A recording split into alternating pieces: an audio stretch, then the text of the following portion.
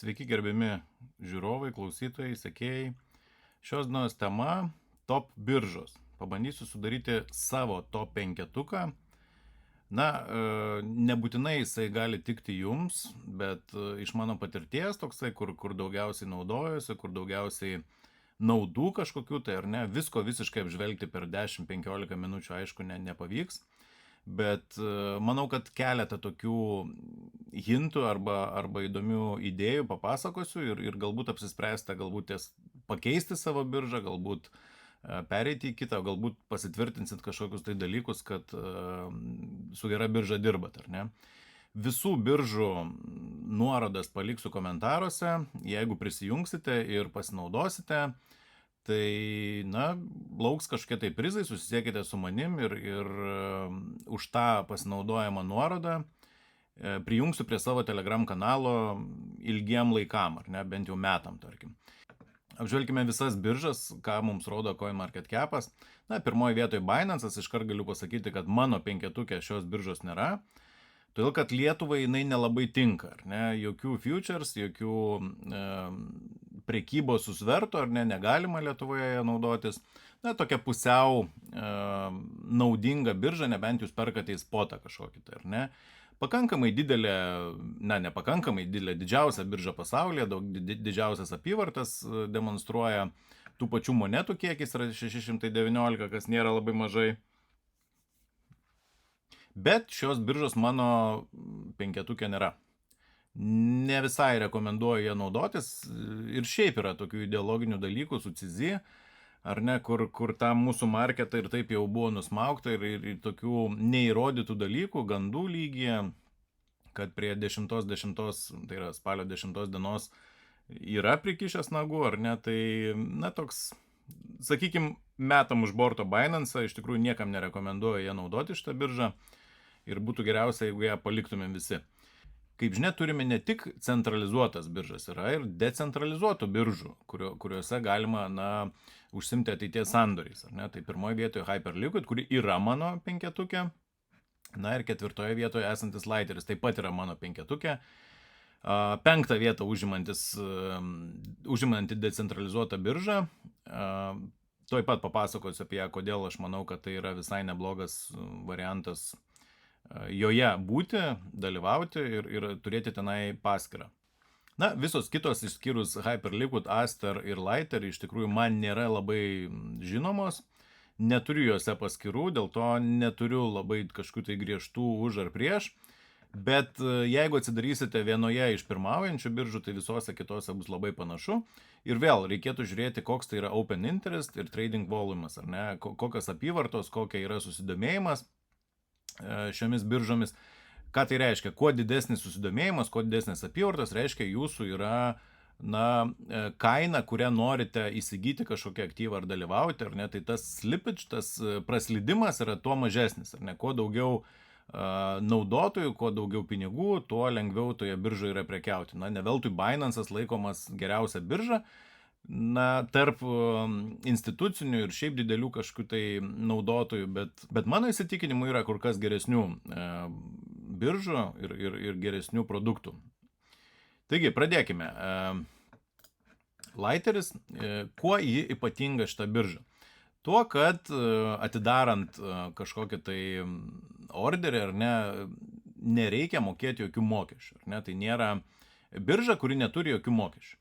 Na, jeigu mes pasižiūrėtumėm, ką Lighteris rašo apie mokesčius kažkokius, tai nėra nei maker fees, nei taker fees, tai skirtingai nuo kitų biržų, čia nereikia mokėti, ar ne? Aišku, tie mokesčiai yra kažkurioje vietoje paslėpti, kažkur uždirba jie vis tiek iš tos veiklos, tai, na, bent jau mum toje eilutėje kažkoje išskirtoja, kad maker fees, taker fees, kur mes bandydami atidaryti kažkokį ateities sandorį kitoje biržoje matytumėm. Tai šituo dalyku jie iš tikrųjų pirmauja, bet vėl po airdropo išdavimo jų apyvartos labai sparčiai krito ir vėl Hyperliquid susigrąžino visus klientus pas save. Jeigu mes pasižiūrėtumėm į decentralizuotų biržų open interest ir trading volume, tai matome Hyperliquid'as 9 milijardus, beveik 9 milijardus open interest turi, tuo pat Lighteris turi, maždaug 7 kartais mažiau.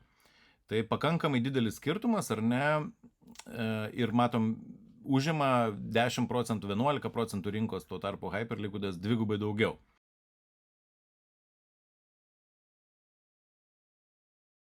Tai ilgai nedaug žodžiausio apie Lighterį, jisai mano penketuke 5 vietą užima, pakankamai pelnytai, manau, ir pakankamai nebloga birža, jeigu norite pabandyti be mokesčių. Na, vėl funding fees vis tik tai yra, tik tai maker, taker fees nėra tokių dalykų. Tai visos biržos iš esmės dabar viena kitą kopijuoja, joje galima rasti ne tik tai kriptovaliutas, bet ir tuos įprastus trade fee. Jeigu mes nueitumėm į Lighterį, galima būtų pasižiūrėti markets. Na, užėję į markets sektorių galima pasižiūrėti, yra ir commodities, ar ne, aukso kelios pozicijos, yra ir Forexo valiutomis galima paprekiauti. Aišku, leverage'ai net netokie dideli kaip kitose biržose. Yra ir tų pagrindinių akcijų, galima kažką tai bandyti prekiauti ateities sandoriuose ir panašiai, bet nėra tiek tokio didelio pasirinkimo kaip kitose biržose, ar ne? Na, tokie sektoriai, kai kurie yra suskirstyti, bet iš esmės nėra labai daug porų, kur galima būtų, būtent šioje biržoje prekiauti. Jeigu mes pasižiūrėtumėm, tai 102 yra poros, lyginant su Hyperliquid 255, tai kitos biržos turi daugiau kuo prekiauti. Tai va dėl to būtent ši birža yra 5 vietoje. 4 vietoje mano pakankamai dažnai naudojamas yra Gate'as. Na, kuo jisai skiriasi nuo kitų biržų? Kad jie turi pre-market OTC.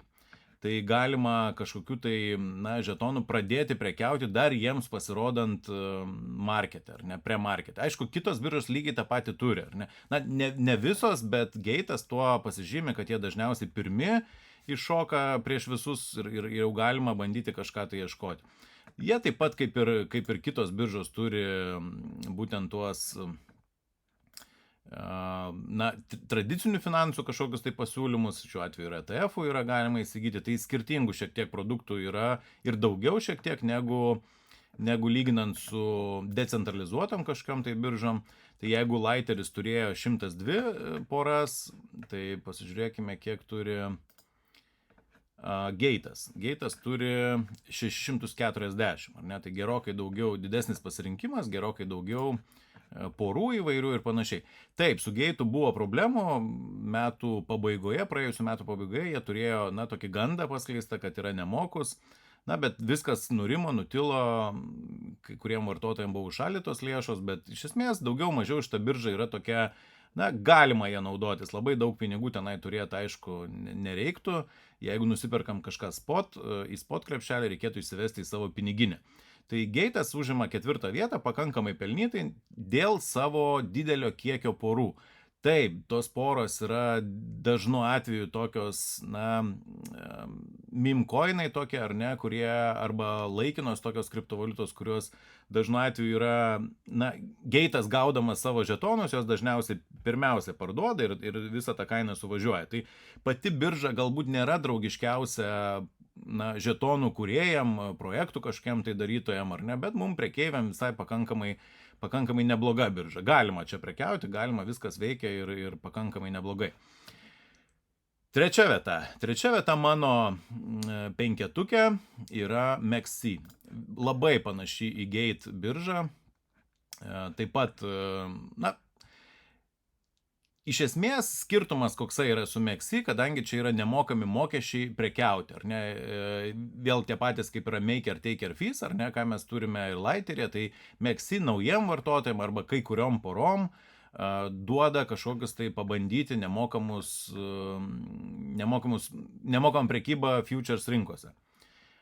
Taip pat turi baisiai daug ten tų savo porų, MEXC pasižiūrime, 817, tai dar daugiau negu Gate'as 640, ne? Tai MEXC toks dar didesnis šiukšlinėlis, dar daugiau visko čia galima rasti, netgi yra decentralizuotos biržos kažkokie pasiūlymai, kas juda tuo metu galima irgi bandyti prekiauti. Na, toks hybridinis variantas, kaip ir VU, ir decentralizuota turi, ir centralizuota, ir daugelis biržų iš esmės vieną kitą kopijuoja, bet MEXC viena iš tokių mano mėgstamų, kada atsiranda, na, tokie visiškai nauji meme-coinai, ar šiaip kažkoks projektėlis, ar ne, tai dažniausiai pirmiausia atsiranda MEXC arba Gate, kadangi ten pigiausiai kainuoja pasirodyti, na, ir jeigu norite kažką tai, na, užbėgti už akių kažkam, ar ne, ir pabandyti nusipirkti pigiau truputėlį, ar galbūt greičiau, negu pasirodys didžiosiuose biržose, ar ten Amerikoje, arba Azijoje, kitose kažkas didesnėse, Abite ir panašiose, tai būtent čia reikėtų ir ieškoti iš tų. Kadangi,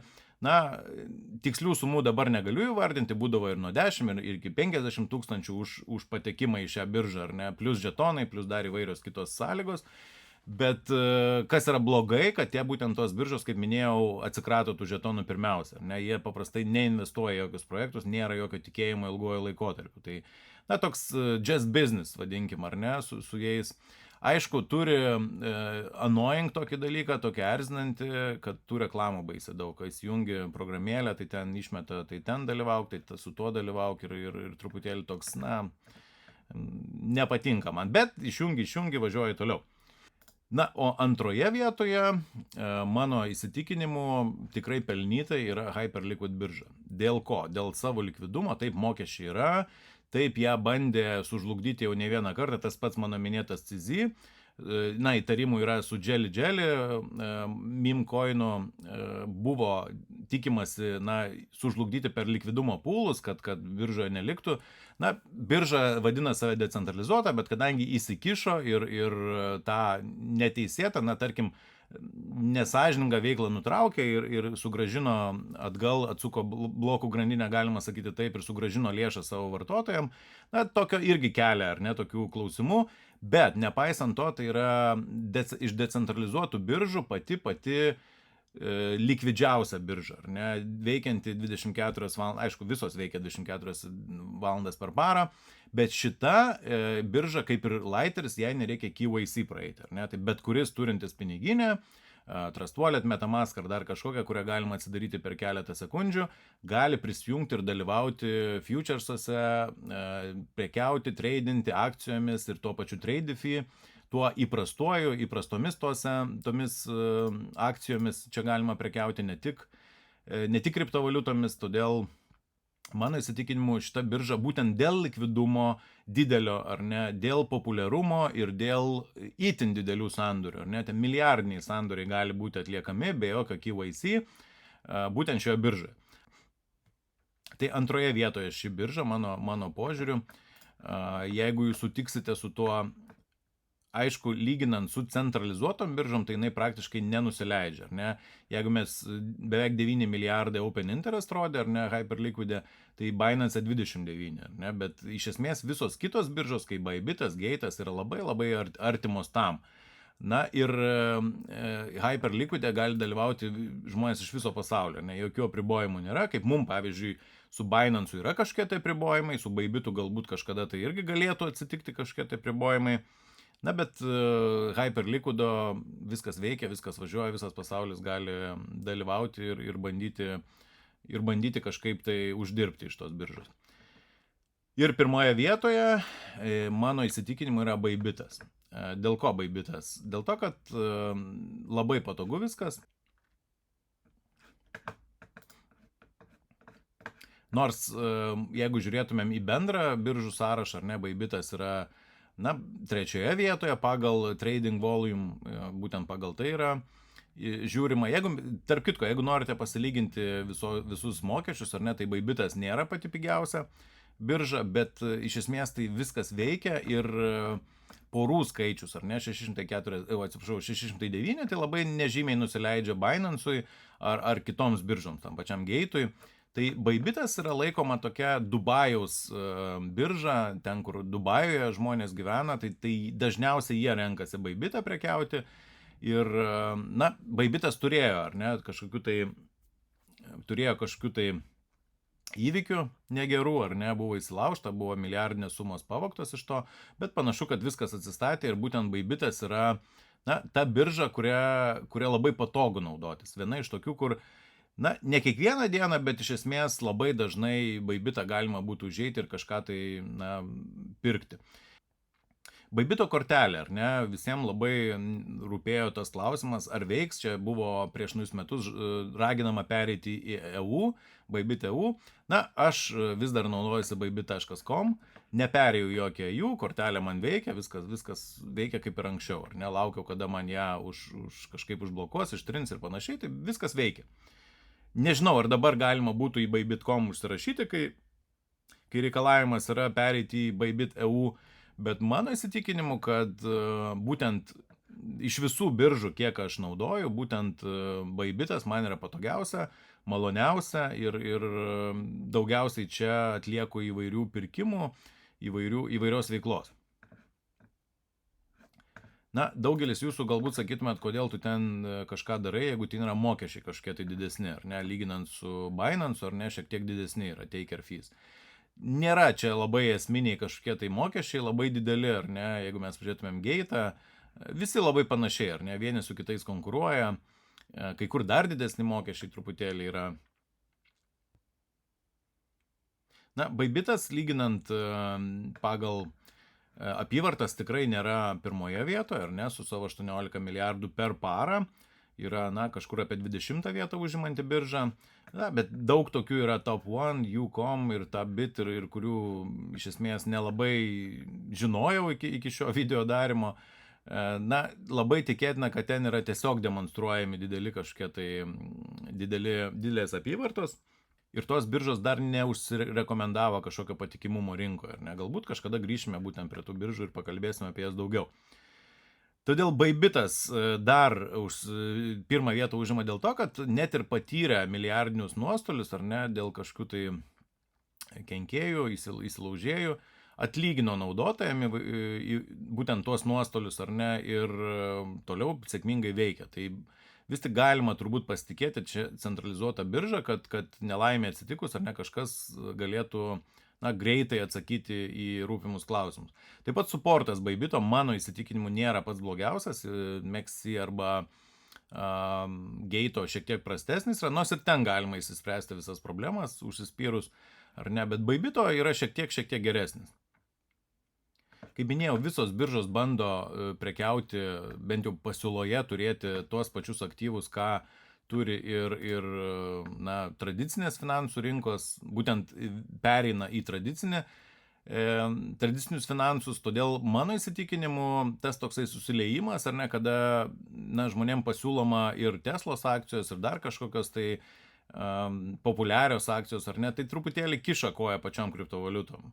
Kai pats bitkoinas ar altcoinai važiuoja į dugną ir demonstruoja labai didelius praradimus, o Amerikos akcijos arba aplamai kažkokios tai akcijų indeksai, ar ne, kurie demonstruoja geresnius skaičius, tai pertraukia tuos žmonės iš kriptovaliutų būtent į tradicinius finansus. Tai toks, visi tampa viskuo, ar ne, kai jeigu piniginės tampa keityklomis, tai būtent šitos centralizuotos biržos tampa irgi viskuo viename, ar ne, tai Coinbase programėlė irgi žada būti ir mokėjimais, ir birža, ir ateities sandoriais, ir prognozių rinkomis įvairiomis, ar ne, tai visi vieni kitus kopijuoja, kas yra iš tikrųjų labai, liūdna, ar ne, kai Hyperliquidas pasileido tą savo decentralizuotą biržą futuresus, tai visos biržos pradėjo, ieškoti alternatyvų, ar ne, tas pats CZ, kūrė Asterį ir pasipylė automatiškai labai daug panašių konkurentų, visi bando visus kopijuoti. Tai, lygiai tas pats buvo su Pamfanu, kai Pamfanas atsidarė, tai vėl pasipylė eilė konkurentų, ar ne, kurie bando kopijuoti ir nuimti tą kažkokią tai naudotojų dalį. Tai toks mano penketukas, 5 vietoje Lighteris, 4 Gate'as, 3 Mexi, 2 Hyperliquid ir 1 Bybitas. Visus nuorodas į šias biržas palieku komentaruose, jeigu prisijungsite, duokite man žinią, prijungsiu prie Telegram kanalo. Iki.